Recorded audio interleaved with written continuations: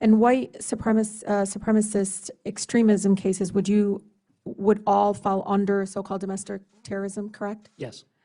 My understanding is that the remaining 80% of FBI's pending counterterrorism cases would be characterized as the international, what you called them I hate these labels, by the way, it drives me, as a Muslim, like I just hate them because it automatically makes me feel like people are targeting those of different faiths and colors and so forth, but call HVE cases. So I think you're... The 80% left from that budget, the resources are going to, no? No. So we have approximately 4,500 to 5,000 terrorism cases.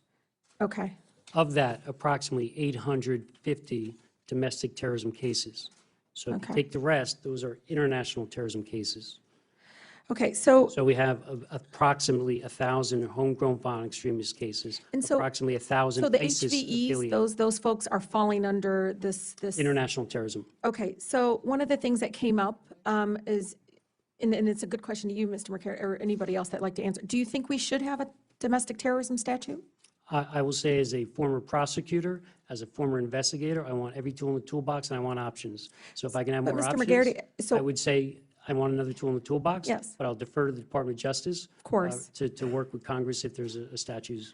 So the tools we have is not enough? I mean, if somebody's threatening to kill people based on their faith, to kill people based on their beliefs, or just, that kind of sort of, I loved how you said any violence is a threat to society, right? Any form of violence, and I appreciate that. But there's not enough right now to give you all power. So I'm going to give you an example. So I've been in office for about 6 months.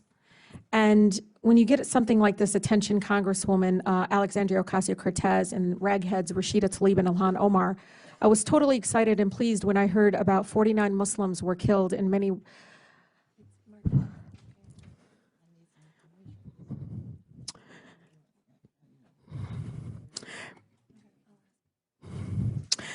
more were wounded in New Zealand. This is a great start.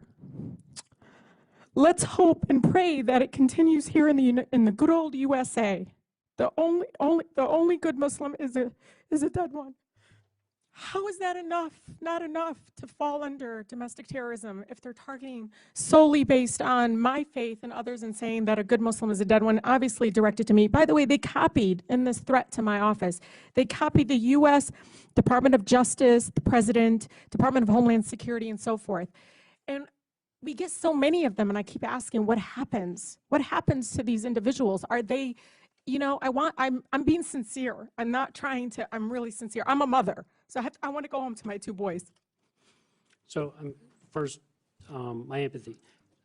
I'm in charge of domestic terrorism and international terrorism. I don't differentiate either when the threat comes in, nor does the FBI. We work on both the same. And I appreciate that, and I hear that throughout your testimony. It's very consistent, Mr. McGarity, but how come we don't have enough tools right now to pull these people up in? Because this is a format, and you can see there's a pattern. Well, there's 2 parts to that. So I can tell you, the FBI, the Joint Terrorism Task Force, we are working hard, as was said earlier. We are working hard. If there's another statute that you think is needed, come talk to the Department of Justice. Absolutely. I mean, I think they've said that during the last testimony back in May. Those type charges, as you're explaining that, I want to arrest that person before they do something. That's right. I have to, right? Right. What am I going to do? I'm going to look at any charge I can do. Probably in that case, if it gets a little more specific with the violence and targeted violence, I'm going to use 18 U.S.C. 875, an interstate communication threat. That's what I'm going to do. So, and we do that every day, and we actually do it more. And I'm not trying to be argumentative here either. I'm just telling you, the men and women of the FBI are out here working this threat hard. And we arrest more of our subjects on domestic terrorism than we do international terrorism. And we're doing it as we don't much as have we enough can. resources, I think, being spent on that. And Mr. Shivers made a great point, because I am for it, and I want to know I want my colleagues to know. I have my coffee hours. I have people protest. I absolutely welcome freedom of speech. I welcome anybody that has an opinion, even about my faith. But to get to the point where they pass it towards threatening life, and really, I mean, to me, that is enough. Sometimes the protected speech, and that's something we have to be very careful and tread very carefully, very, very carefully with that. But to that point where this person, where I feel like if it came from somebody of different, and no matter what, as we try to proceed, we say that's not true. But I feel like if they were Muslim or Black, they would be handled differently. Even the threat that we had in Florida, they released him on a tether. I had to go to Florida the same weekend. I couldn't believe they released him on a tether. And I've been on the other end, defending many people that were wrongfully accused and wanting to, I couldn't get them on bail for the smallest incident of, attempted assault and so forth, right?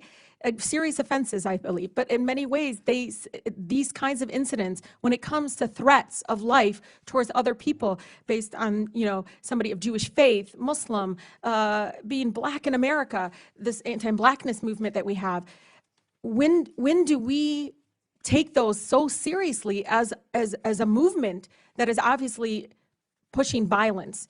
I mean, at this point, you're letting the person out on a tether.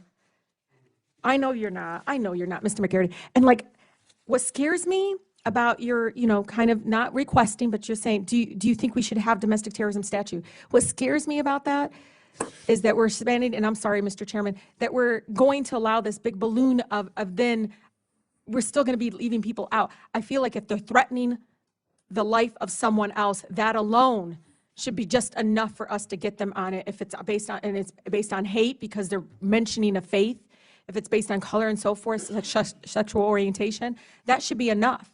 And I mean, I commend you all in trying to keep our country safe, but I feel like almost like we need to be proceeding in a way that we're spending enough resources and money with the people that are here now, that are threatening lives of fellow Americans. Thank With you. that, I yield. I'm so sorry. Thank you, Ms. Tlaib. I was so mesmerized by your statement, I lost track of time there.